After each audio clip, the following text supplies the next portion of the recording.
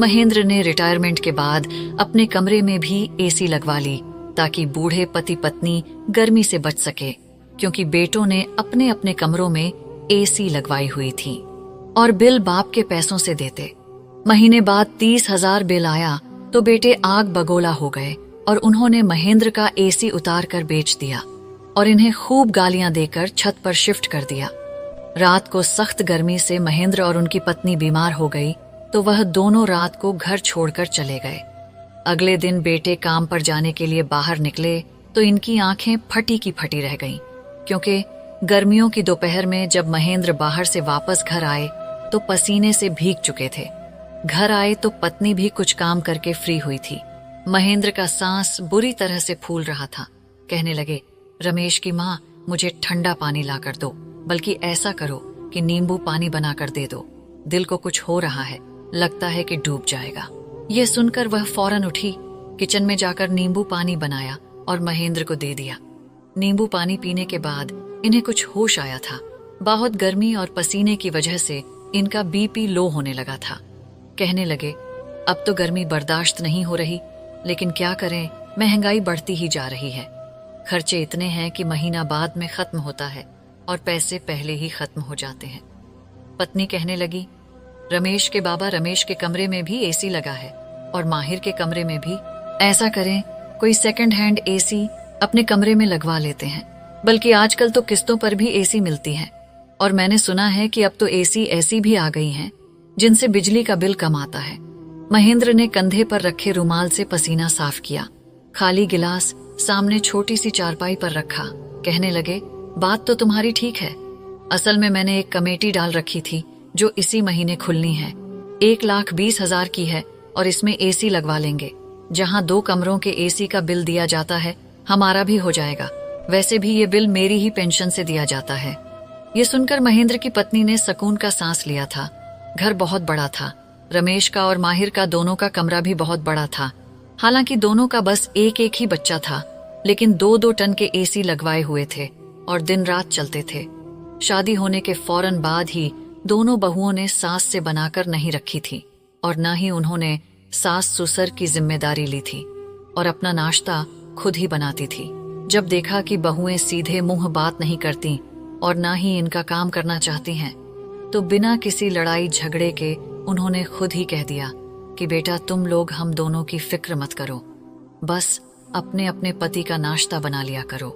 घर का माहौल इसलिए भी अच्छा था क्योंकि महेंद्र की पत्नी ने कभी सास बनने की कोशिश नहीं की थी, इसलिए वह अपना और महेंद्र का खाना खुद बनाती थी। लेकिन घर का खर्चा इकट्ठा होता था। बिजली का बिल महेंद्र की पेंशन से भर दिया जाता, बाकी के खर्चे इनके बेटे पूरे करते थे। राशन भी एक ही जगह आता था, इसलिए जिसे जो पकाना होता वह पका लेता। लेकिन महेंद्र को जरूर अपने बेटों से यह गिला रहता था कि सारी जिंदगी उन्होंने बेटों की परवरिश में बहुत बड़ी बलि दी है, लेकिन बेटों ने शादी करके पत्नियों का साथ दिया था। खैर, अगले ही दिन महेंद्र की पत्नी की बहन का स्वर्गवास हो गया। महेंद्र की तो तबीयत कुछ खराब थी, इसलिए वह यात्रा नहीं करना चाहते थे, लेकिन इनकी पत्नी रोई जा रही थी। उन्होंने इसे गांव भिजवा दिया और जानते थे कि 15 दिन से पहले वह वापस नहीं आ सकती, इसलिए 15 दिन खाने पीने की जिम्मेदारी दोनों बहुओं पर आ चुकी थी, लेकिन दोनों के ही मुंह बने हुए थे। महेंद्र को शुगर था, इसलिए इन्हें नाश्ता सुबह सवेरे 9 बजे चाहिए होता, लेकिन बहुएं 12 बजे तक एसी वाले कमरे से बाहर ही नहीं निकलती थी। महेंद्र दोनों बेटों से कह चुके थे कि जब तक तुम्हारी माँ वापस नहीं आ जाती, अपनी पत्नियों से कह देना कि मैं नाश्ता सुबह 9 बजे करता हूँ, मुझे उठकर नाश्ता बना दिया करें। दोनों बेटे बुरा सा मुंह बनाकर कमरे में चले गए, लेकिन दोनों के माथों पर बल पड़े हुए थे। जानते थे कि उनकी पत्नियां ऐसा हरगिज नहीं कर सकती हैं, लेकिन अगले ही दिन 9 बजे दोनों बेटों की पत्नियां किचन में मौजूद थीं, लेकिन बर्तन जोर जोर से पटक रही थीं। महेंद्र जब अपने कमरे से बाहर आए तो बहुओं की बुड़बुड़ सुन चुके थे। बड़ी बहू छोटी से कह रही थी, खुद तो बुढ़िया बहाना बनाकर गांव चली गई है और इस मुसीबत को हमारे सर पर छोड़ गई है।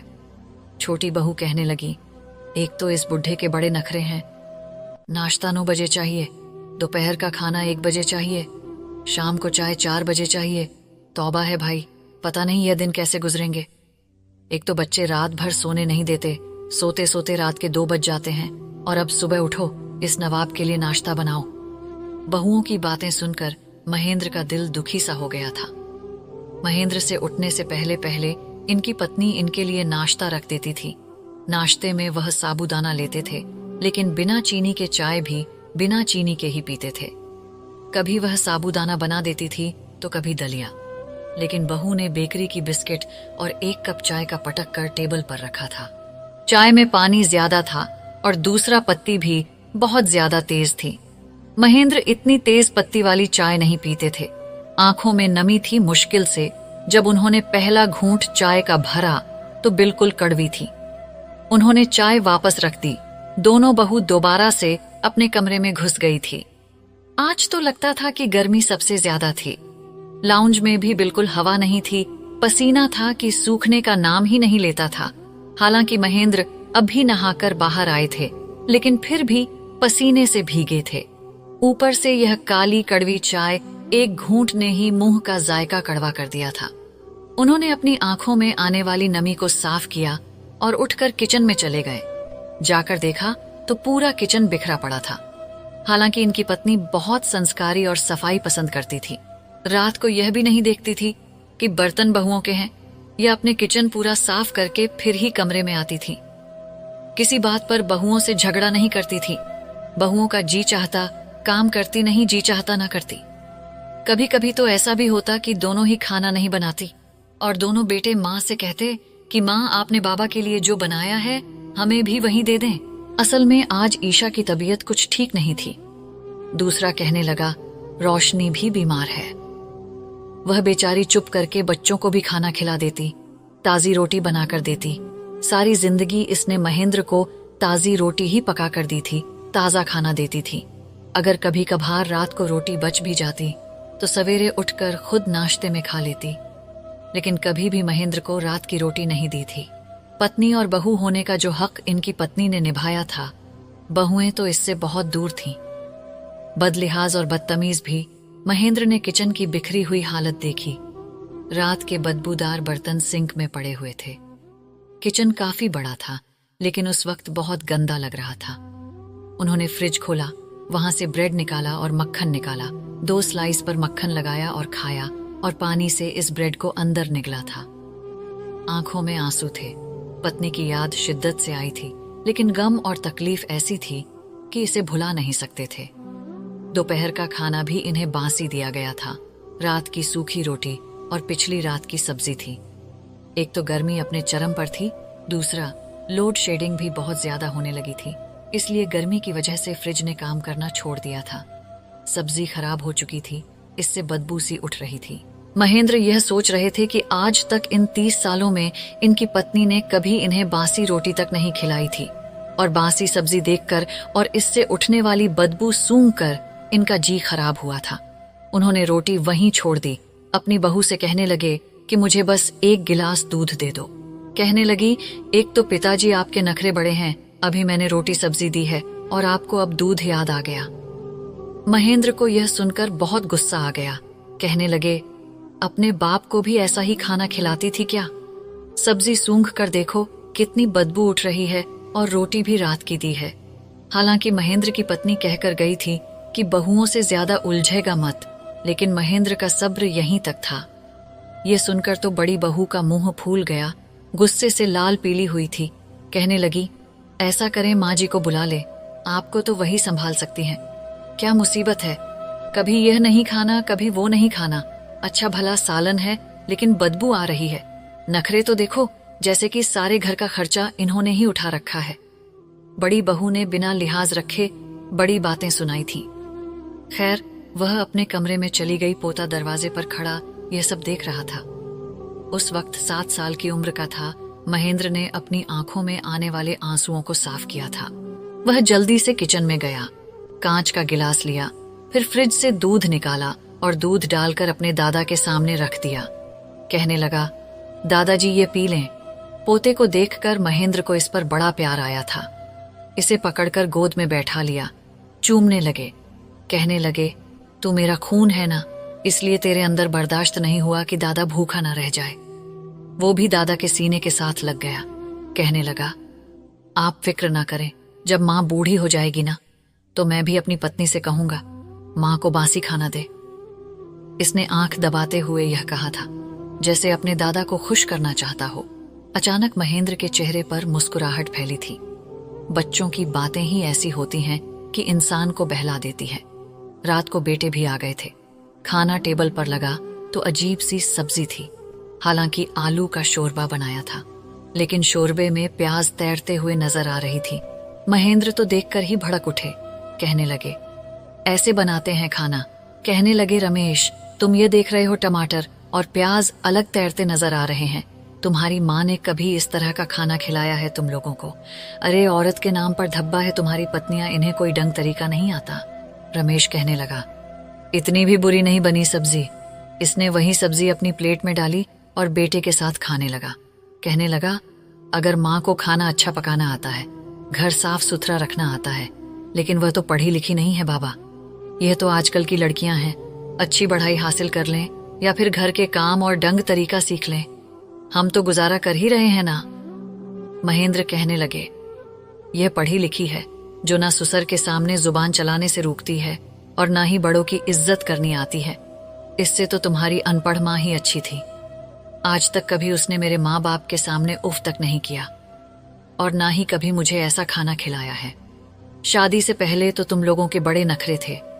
जरा सा सब्जी में नमक मिर्च तुम्हारी माँ से कम ज्यादा हो जाता था तो तुम भड़कते हुए कहते थे कि माँ यह क्या कर दिया, थके हुए आते हैं, खाना तो ठीक से दिया करें, और ये खाना तुम लोगों को कोई तकलीफ नहीं देता। ये खाना तो तुम लोग बड़े आराम से खा रहे हो। यह कहकर वो टेबल से कुर्सी पीछे कर करके खड़े हो गए। कहने लगे, रमेश खाना खाने के बाद मुझे बाजार से दही ला दो, मैं दही के साथ रोटी खा लूंगा। रमेश कहने लगा, ठीक है, मैं खाना खाने के बाद आपको दही ला देता हूं, और भी कुछ चाहिए तो अभी बता दें। कहने लगे, सुबह नाश्ते में मुझे डबल रोटी और सादा दूध चाहिए। ऐसा करो, डबल रोटी तुम ला दो, दूध मैं खुद ले लूंगा, और अपनी पत्नियों से कहना कमरे में बैठी रहे, कोई जरूरत नहीं है मेरा नाश्ता बनाने की। यह कहकर वह गुस्से से अपने कमरे में चले गए। 24 घंटे हुए थे इनकी पत्नी को मायके गए हुए, लेकिन इनका यह हाल था कि मजबूरन पत्नी को फोन करना पड़ा। वह बेचारी रोए जा रही थी। कुछ देर इसे तसल्ली देने के बाद कहने लगे, तुम कितने दिन वहां रुकोगी?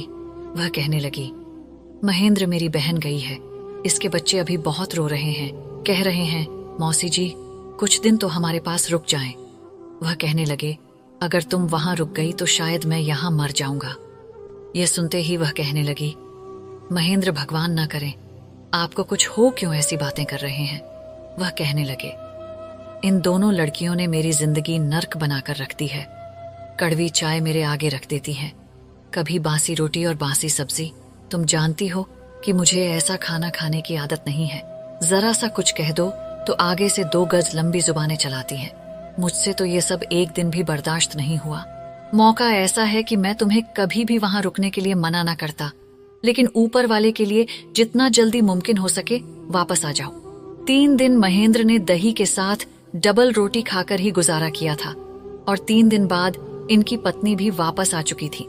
फिर जाकर महेंद्र को सुख का सांस आया था, लेकिन वह भी गर्मी से परेशान थी। पूरे शरीर पर गर्मी से दाने निकल चुके थे।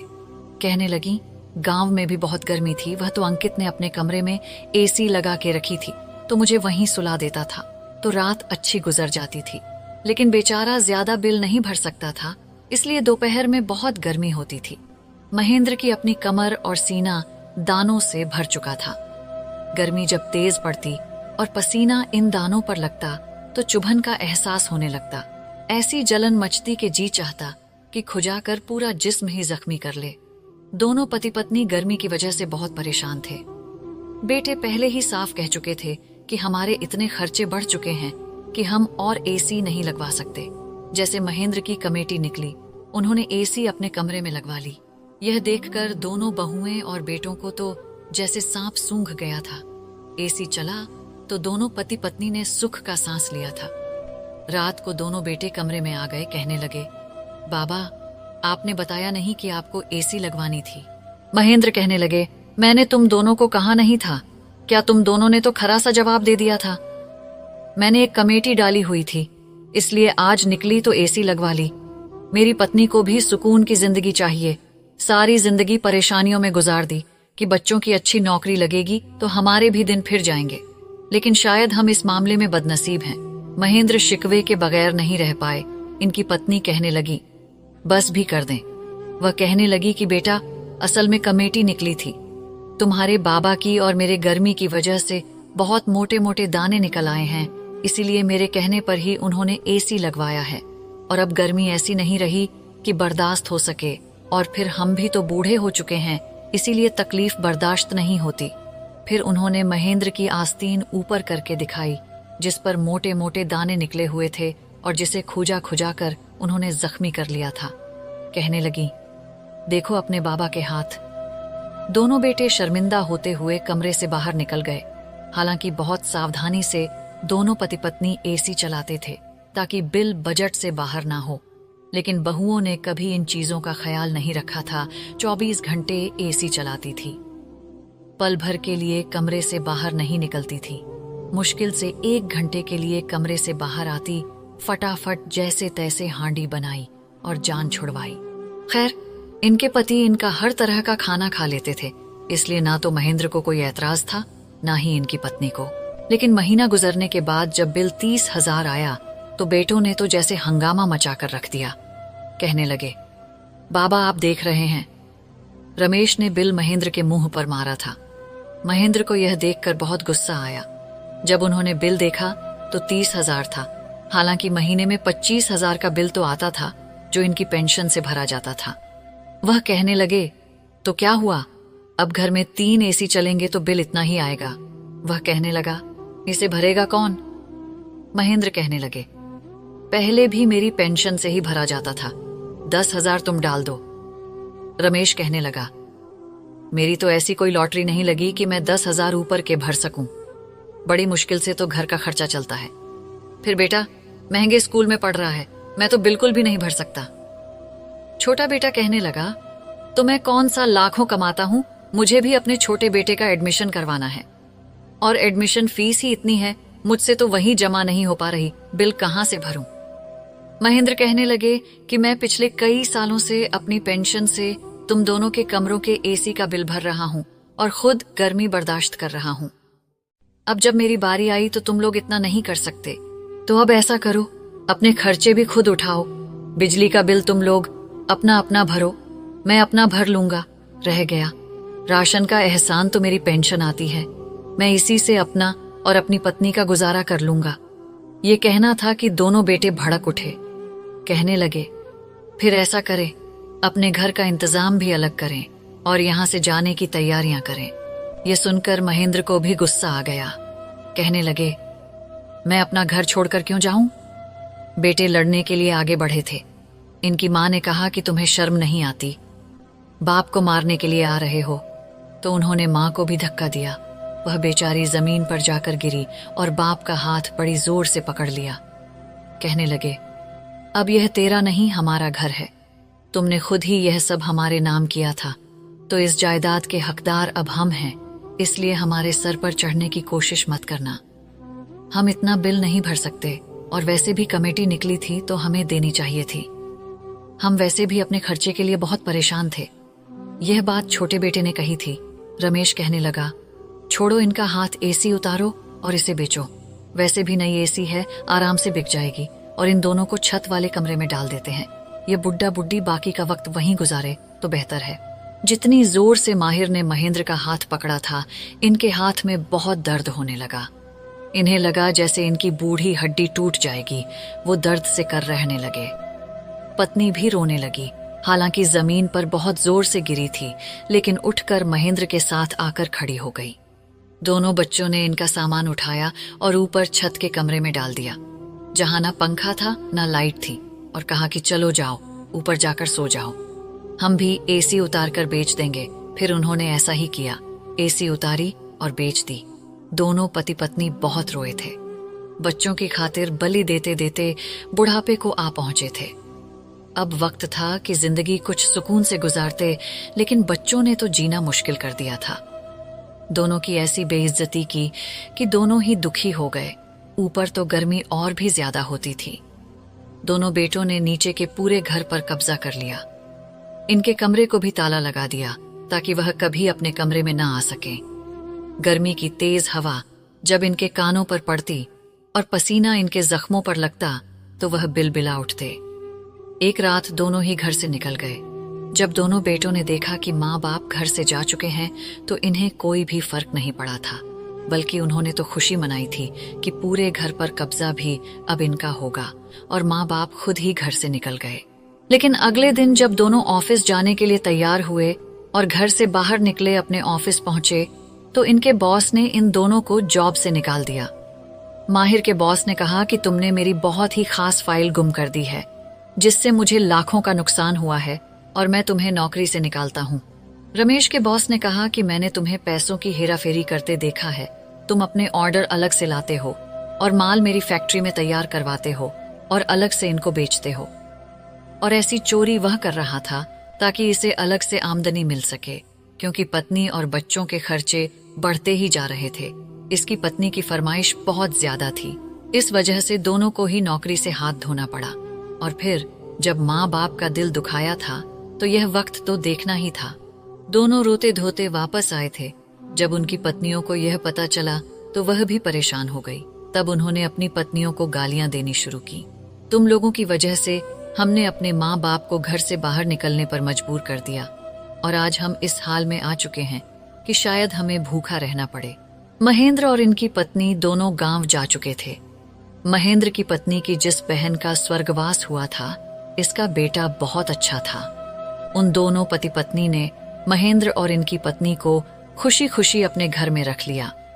इनकी बहुत सेवा भी करते थे और इन्हें एसी वाले कमरे में भी सुलाते थे। महेंद्र दोबारा कभी शहर नहीं गए, लेकिन अपने दिल से अपने बच्चों के लिए श्राप ही निकालते थे। दोनों के हालात इस कदर खराब हो गए थे कि घर तक बेचकर खा चुके थे। यहाँ तक कि अपनी अपनी पत्नियों के मायके में रहने लगे थे और हमेशा इनके ताने ही सुनने को मिलते। माँ बाप के साथ जुल्म करने का यही अंजाम होता है।